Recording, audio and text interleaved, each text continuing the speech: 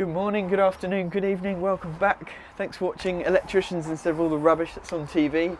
Today we are doing a fault finding exercise on some solar stuff. So basically the customer has contacted us. In fact, this is a referral job from Dan from DSS. So shout out to Dan, he gave the customer our details because we do a lot of EV stuff. And you know, we do like lots of complicated things like this. So we're basically fault finding a solar installation today which is not working properly. I'll flick the camera around and show you what's going on because it's a right pig's ear.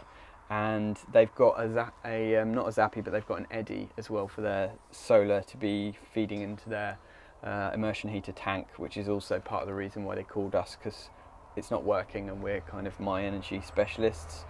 So I'll flip the camera around, but first don't forget to hit a thumbs up. Thanks to the thumbs up squad who always do that. And if you subscribe, you'll get regular video updates from us. Let's get into it. So this is the crazy meter box that we've got here, filled with awesomeness or disgustingness. It's just been really kind of messily done.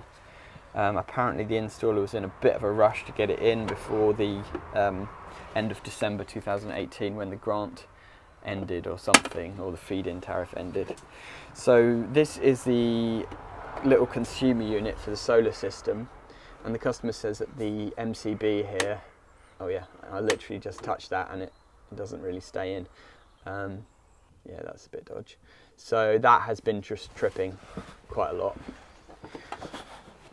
What happens basically, just to talk you through solar systems, so you've got your main cutout fuse here, feeds into the meter.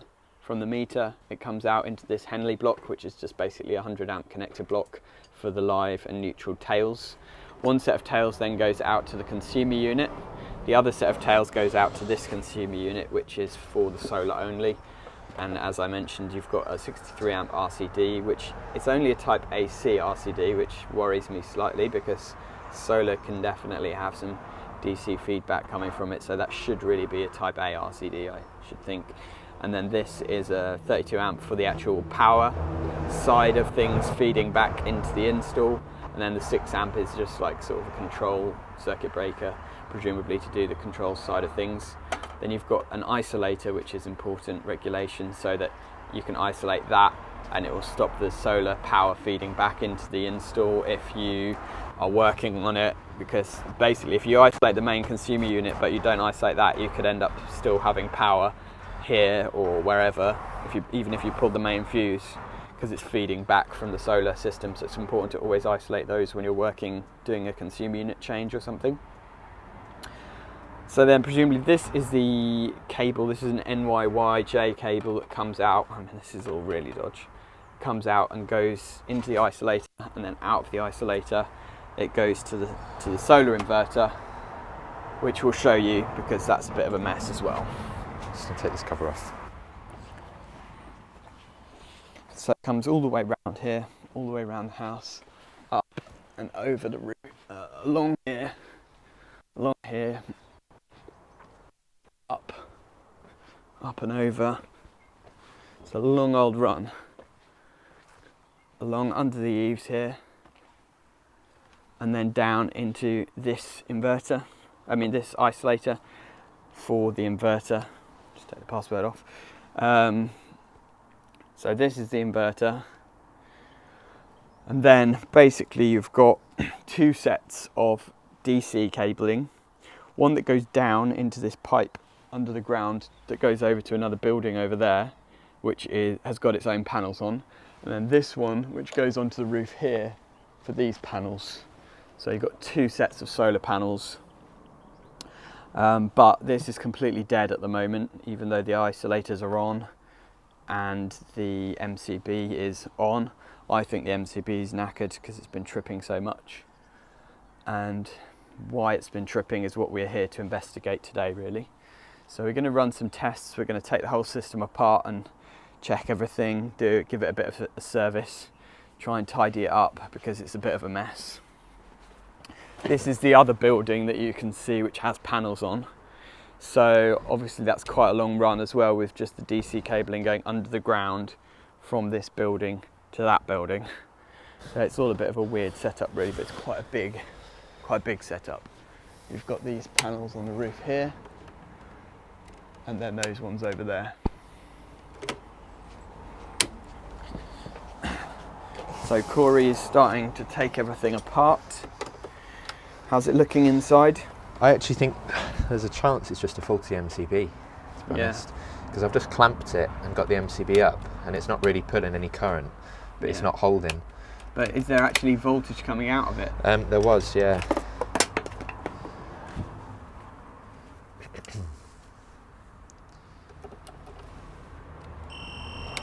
See, it's not holding now, but... Yeah, it's definitely a dodgy MCB, isn't it? So yeah, that's the first thing. But why has it been tripping? Why is the MCB dodgy? Is it maybe that it's just there's a fault on the circuit and it's knackered, and the fault is what's caused it to fail rather than it just being a faulty MCB? That's what we need to figure out really. So probably need to do some insulation testing on the cable that goes from here to the inverter. I would say that's probably our first port of call. Oh, that's one way of doing it as well. Pop it in the other MCB and see what happens. Well, if it was only pulling 0.6 of an amp, I'm thinking like... Yeah, but the inverter wasn't turned on. See if we can overload it. Yeah.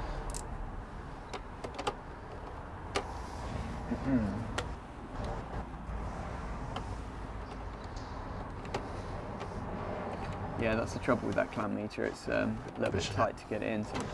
Yeah, it's a 0.3 of an amp, and that's with it. The MCB's holding. So. Okay, so I'll go to the inverter and turn it on because I don't know if it's actually on, and we'll see what happens with that. Thinking it might be worth clamping the actual tails from the panel as well, from the solar panels. Yeah, and I think it's worth getting the covers off these isolators just to make sure the isolators haven't burnt out or something. Yeah, it's going to be Right, okay, so saying fault. So, error. We've got voltage, but it's telling us there's a fault. Error 3x6e. Interesting. Any luck finding out what the error code is? Yeah, I've got really bad internet. Okay. But I think it's a meter communication fault, so it's not communicating with the meter. Right. Yeah, look. So that's like on and off switch underneath. So it was switched off as well. Troubleshooting, page 26. Breakers, so I wouldn't trust those very much. No. Could just be a faulty breaker. It's the thing, I don't really think there's much load on those cables. Like, they're literally just to tell it that the grid's live. And that B6 wasn't in use, was it? It was just a spare. It was just a spare, yeah. Yeah, that's it, and then it slides down. Right. I can't see any obvious, damage to it. Maybe check it the other end, I guess. Yeah, we can check it both ends. And what I would like to do, I think, is just do an insulation test on this feed cable. So what we could do is just turn it all off and then just pull this out at this end, pull it out the other end and do an insulation test across everything just to make sure that it's not damaged, because it's a long old run. It's only a 4 mil, I think, isn't it? And it's quite a long run for a 4 mil. But it is clip direct, so it's probably current carrying capacity wise, it's probably okay. I think, yeah, that if it's saying there's a problem with the meter, that error code is a problem with the meter, then I'll find the other end of this and I'll quickly check that it's actually terminated, because it's such a mess in there. And make sure that they've terminated the right wires. And the actual AC side of the meter. Although it has to be fair, it has been working. You know, the system has been working, so something's obviously changed. But yeah, definitely good to check that. When did you say it last tripped? Oh, this has been going on for months. I came here first time about 6 months ago to actually do the initial check, and then they tried to get the original installer back and he just wouldn't come back. So that's why they've got us back to do an investigation, basically. Oh, I'm not surprised it doesn't want to come back. Yeah, that looks like it's been a little bit pressured. Is that this? Yeah. No, I think that's all right. It's all right, yeah. Okay, let's check the other end then. Right, so the comms error was just our fault actually, because we'd unplugged the comms cable at the other end. So that error has gone now, which is fine. So there's no error, and it's not tripping at the moment, which is good. How's it looking at the other end? I think it's just a faulty breaker. I've disconnected all the loads from it, and it's still not holding, and it's connected to a 6 amp breaker now with absolutely no problems. Yeah. And it's only pulling like an amp. Okay, that's good. So I might literally be just a case of putting a new 32 amp breaker in, seeing if it holds, but I think I would like to just do installation tests on the cables and everything just to make sure that there's nothing else that we're missing. But I mean, intermittent tripping. I mean, the thing is, it's not even a DC isolator for these cables, is there? It's just rough. Like, if you disconnect that cable, that's still going to be kicking out. Yeah, you're power, right. isn't It should have, I think, by the regs, it should have a DC isolator as well as the AC isolator. There's nothing at the other end. It just goes straight underground. Straight into the panels. Dodgy, dodgy. Okay, let's turn it off, pull this out, do an installation test just to check the supply cable is okay, and then at least we eliminate that as being a problem. And then if it's okay, I'll see if I've got a 20 amp MCB that we can just, or a 32 amp MCB that we can swap out in that board, and then hopefully that'll be good, and then we can get it all working on the app, make sure it's all running from the customer side, and then go and check the My Energy stuff. So what we're doing now, turning this off, and then going to remove this neutral, remove the CPC, do an installation, various combinations of make sure that there's no problems feeding from here to the inverter, because I mean they've chucked this in, it looks a little dodgy. Okay, so what we're going to do is just test live to CPC. Okay, 1.26, that's quite low. Have you disconnected? Yeah, it's all disconnected. All three conductors from the... Yeah. Okay. So that's quite low. Let's do neutral to earth, neutral to CPC. 1.26. Let's do line to neutral. 0.01. Wow. That's really low. Something's not quite right there. Maybe we have to check this then. Maybe, because these isolators tend to be so like tight to squeeze everything in, maybe it's literally just shorting out inside here. You'll have to turn it off to get it off. Oh, you have to, yeah.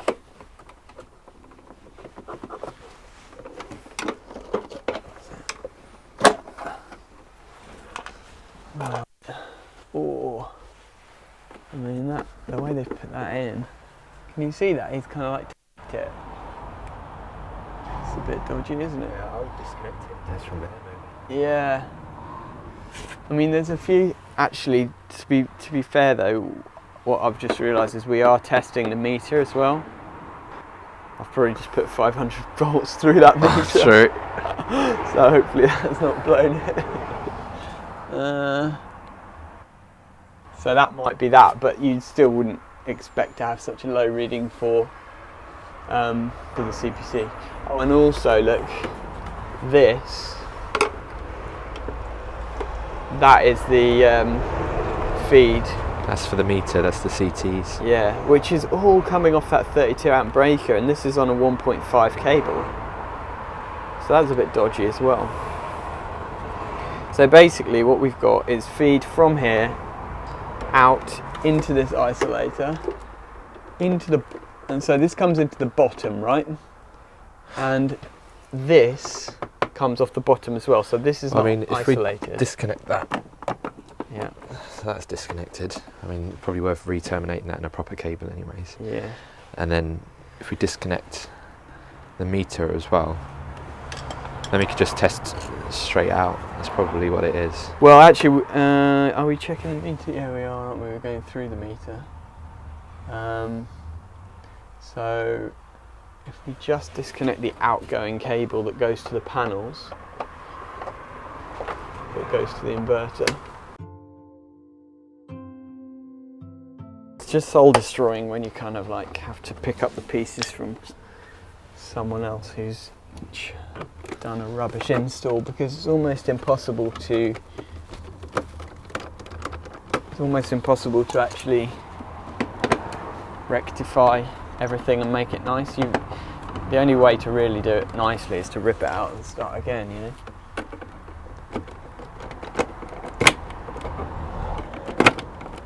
Right, so that is going directly over to the other side. So let's just test that now and see what we've got there.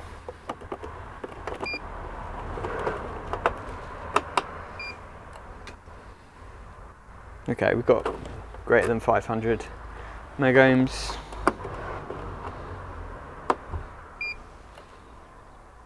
Greater than 500. We do line to neutral as well. Yeah, so that's that cable from here feeding over to the other side is fine. So faulty breaker. Probably is, isn't it? Because the low readings that we were getting is probably something to do with this.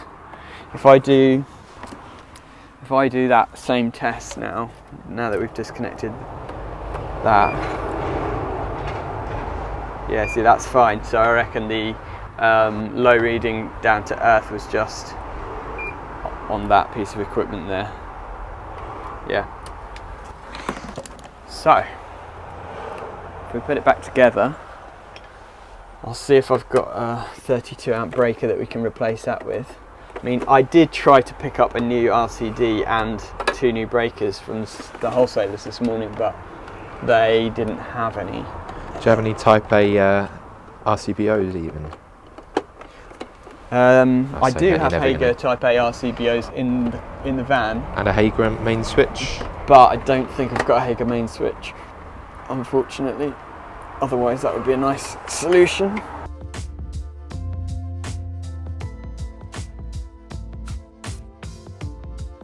Can I take it upon myself to do tool of the day? Yeah. You don't like them? I'm not convinced. I like them. They're my tool of the day. Yeah? Yeah. So tell me about them. Well, obviously, there are some times when you just can't switch things off, when you're fault finding and things, and if you have to reach to the back of a board or back of a light switch or something like that, and you know, you're a bit worried about shorting out against other conductors, obviously, it's completely insulated, so you're just a lot safer. Now, of course, the diehards amongst us would say you should never need to use that because you would never be working on anything that's live. What would you say to that, Corey? I don't know. I try not to read the comment section. Some of your followers are not very kind. Well, I think we have to be realistic, don't we? Most of the time, it's possible to work dead, but some people, under some circumstances, have no choice but to work live, and if they're doing so, then they need to follow all the correct procedures, like using insulated tools like that.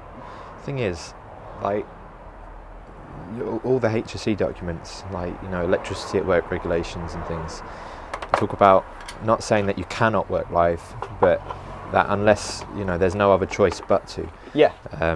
Exactly. Then live work's appropriate, and obviously if you're fault finding, you've got to do it. Yeah, because you have to try to simulate fault conditions when you're fault finding. I mean, that's the whole thing. It has to be live to be able to simulate the fault conditions.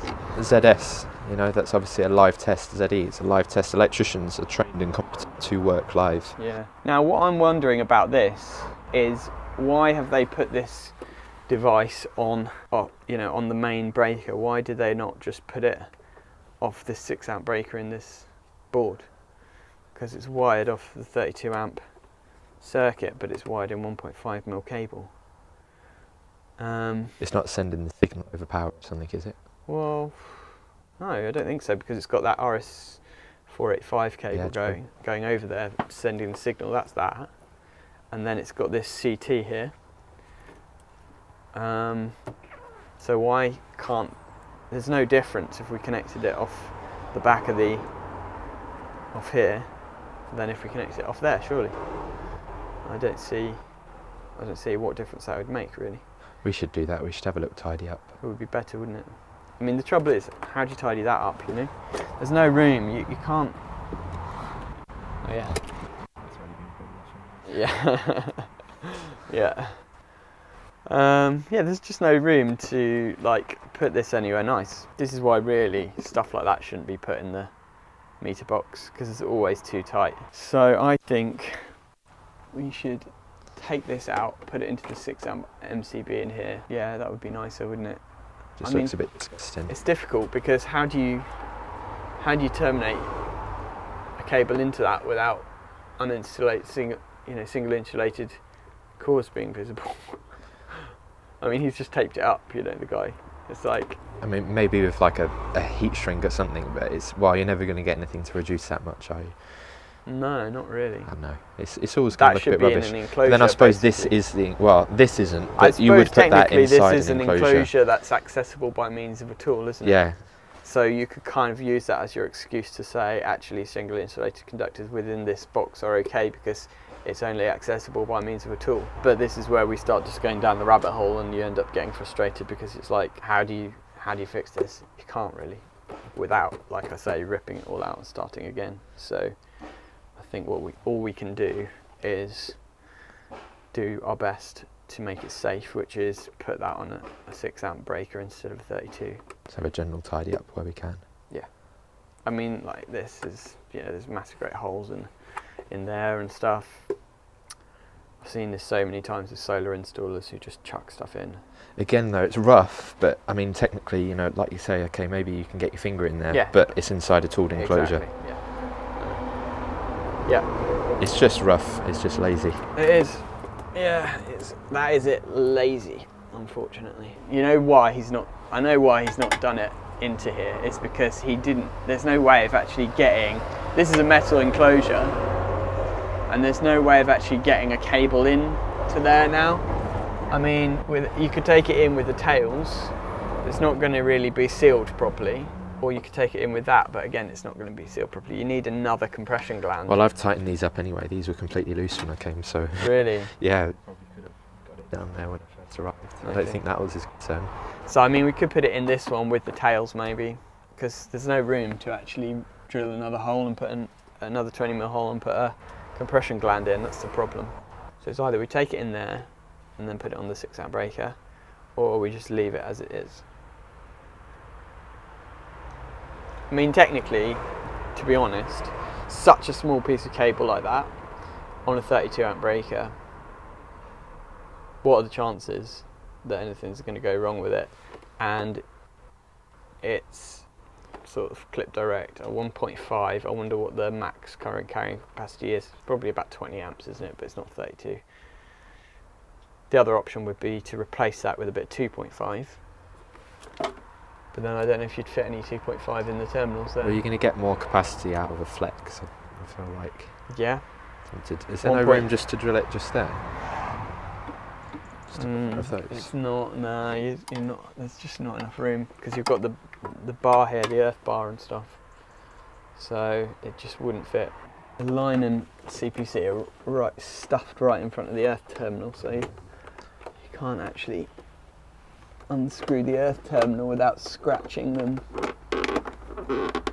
Is it really necessary to have that isolator then when you've got double pole isolation just next to it and an isolator local to where the actual inverter is? Yeah, you're supposed to have one at each end so that you can work on this consumer unit safely without any backfeed. You are supposed to have a DC isolator as well, like you mentioned earlier, which they've not got, which is not good. So we might want to recommend that to the customer, that we get a DC isolator put in.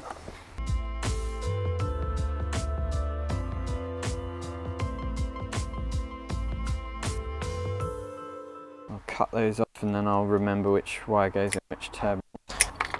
It's just the earth neutral. Oh yeah. Alright. Smart. It's already starting to look better. Well, yeah, because no cables. Yeah. Can we just leave it like that? Can we do a wireless solar system? Yeah, I reckon we'll just about fit a 3-core flex through there, hopefully. just while Jordan's been doing that, I've just been looking around the rest of the installation, and it's a bit of a box of horrors, to be honest. Access to live parts, not very safe. All these tons of junction boxes. Armoured cable there, not glanded off at all. I don't know what size it is, maybe a 10mm. It's just coming straight off the main fuse. It's a bit of a nasty one. Yeah, what codes can you see? Maybe leave in the comments below how you'd code this, what you'd recommend. Obviously you've just got a little bush and lock ring glanding off the armoured cable. It's not actually been glanded correctly or terminated correctly, but weirdly enough it's like they've actually put some effort into it to do a decent job. Like, you know, they've used the correct core colours and indicated it, but obviously overall the installation is shocking. But yeah, it's like Jordan said, it's a kind of know just enough to be unsafe. I'd be interested to see what it looks like at the other end. I might go take a peek. Don't know if there's anything in that you might code. So what I've got, I found in the van a main switch, a 6A MCB and a 32A RCBO, which is type A as well, which is better than that current RCD. So I'm going to try to swap out everything in here for this. The only thing is the RCBO is going to be a bit tight for space, but hopefully I can fit everything in there, because I tried to just put an MCB in to swap out the dud one, but it won't fit because the teeth of the buzz bar, they don't line up between the two MCBs. So I've just isolated everything in the house. I'm just gonna pull the main fuse. It was a bit tight, but I've managed to get a main switch, MCB, RCBO, which is type AC, and a type A, which is better. Yeah, so that's good. So that's tidied up a little bit. There's not a lot we can do with it. And we can tidy up this with some cable ties. So we can just plug that back in there and then sort of cable tie that up. Same with this. I think what I might do is tuck that behind there, and then, to be honest, it's probably better loose than cable tied if it's DC, I suppose. Yeah, I just thought it would just look a bit neater, but that looks fairly neat anyway. It's definitely much better. It's definitely an improvement, isn't it? You're polishing a turd is what you're doing. Yes. Polish that turd that's been left by somebody else. Okay, so let's just check to make sure all our connections in the isolator are okay now. I think they're fine, but I just want to double check to make sure they're all tight. See, that's why you should always double check, because those ones are loose in the bottom there, because I disconnected the old cable but I didn't connect the new one in. Where's my, here it is. I always manage to like disappear stuff. Like I had it in my hand a minute ago and then I turn around and it's like, where's that gone? And it's just hiding behind something else. Okay, so those are connected properly, those are connected properly, CPCs are connected properly. What we could do is put a bit of silicone in the hole here just to kind of seal that up anyway, just to stop insects going in and things, because this box is not really insect proof.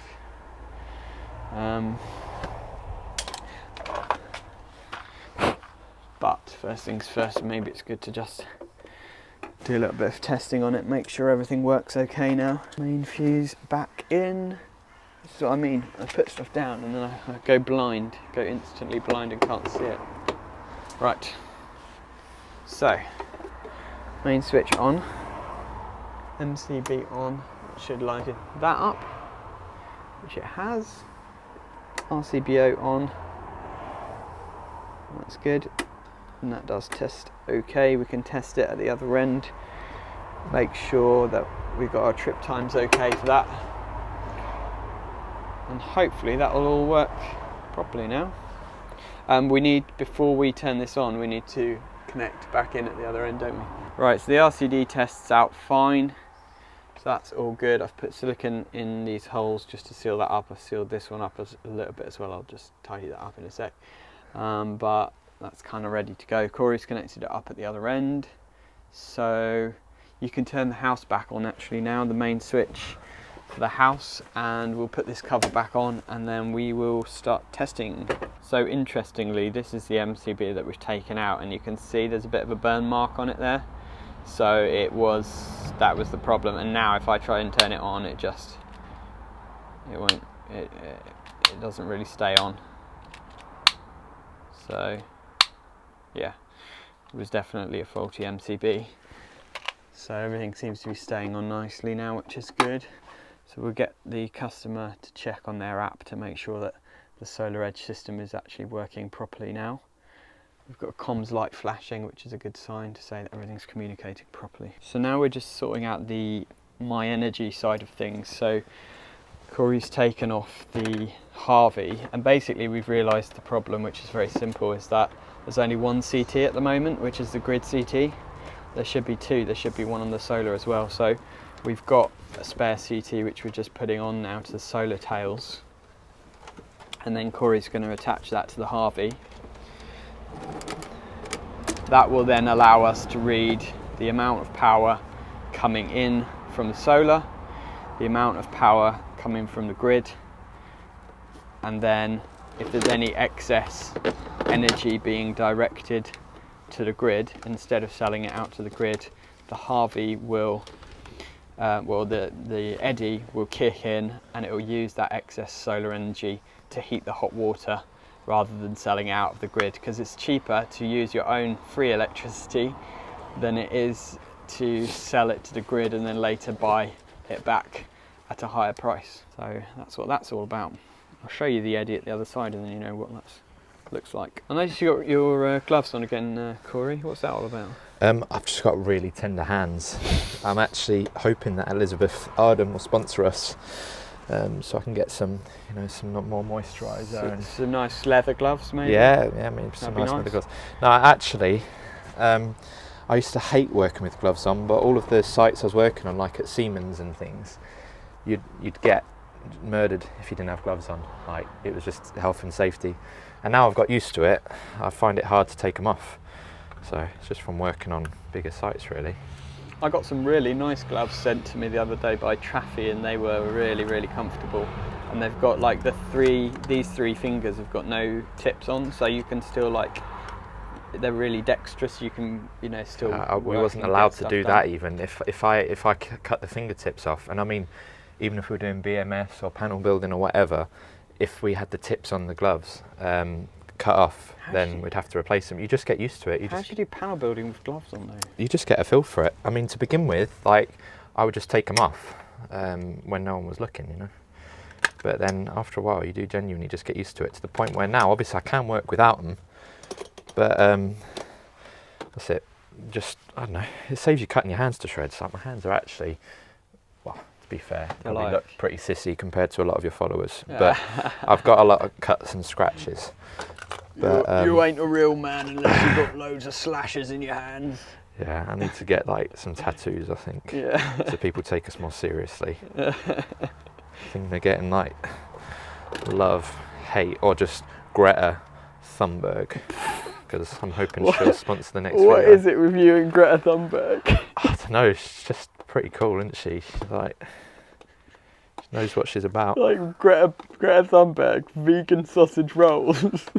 What next? I've got vegan sausage rolls for lunch today, actually. Do you want to see what I've got for lunch? I don't know, I'm a bit scared to know. What have you got for lunch? Have a really quick look. So what does that actually mean if it's flashing? Well, it had a blue flash, now it's just flashing red. I think you've pressed the pairing button, so it's trying to pair now, but it's already paired. So it'll just go out of pairing mode after a while. But that's cool. So you've got the CT on for the solar, and then we've got the CT on for the grid. So let's go to the eddy and make sure that they're programmed correctly now. So if you want to get the Fluke clamp meter and just check to see how much power we've got on that tail. I mean, the other thing is, oh, yours does DC. That's a really it's the 325 which does the DC. They don't all do DC, but Mine I doesn't do DC. wanted it. Yeah. So if you clamp it onto the neutral, it's the same kind of thing. Yeah, see 1 amp, nearly 1 amp. That's How many watts is that? That's definitely 230 watts, is it? Yeah, probably something like that. So it's not far off, I guess. Yeah, 'cause that's Flip the facing... CT and just see if that changes anything, just out of interest.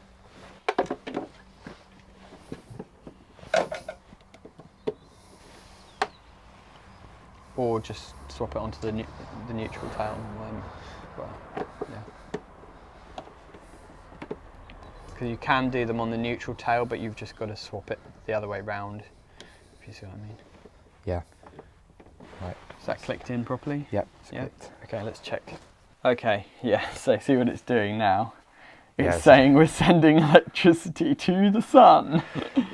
So clearly we had it the right way around the first time, and we are literally only producing, yeah, I mean, like you say, 0.9 of an amp is probably about 0.1 kilowatts, 100 watts, 150 watts, something like that. So, okay. So you can flip that back around and at least we know it's working properly. Yeah, so from this side we can see that we're producing 117 watts at the moment, so it's not a huge amount, and that is perfectly aligned with what the My Energy system is saying and what our clamp meter is saying, so we know that everything's kind of working as it should now, which is good. We will recommend that the customer gets a DC isolator fitted because that's not been done, and that should be done, but at least everything should be working now. And hopefully if they have a sunny day, because it's really grey and cloudy today, hopefully it'll start really producing properly. So, system up and running. House is refuelling off solar now. What do you think, Corey? It's good. Good?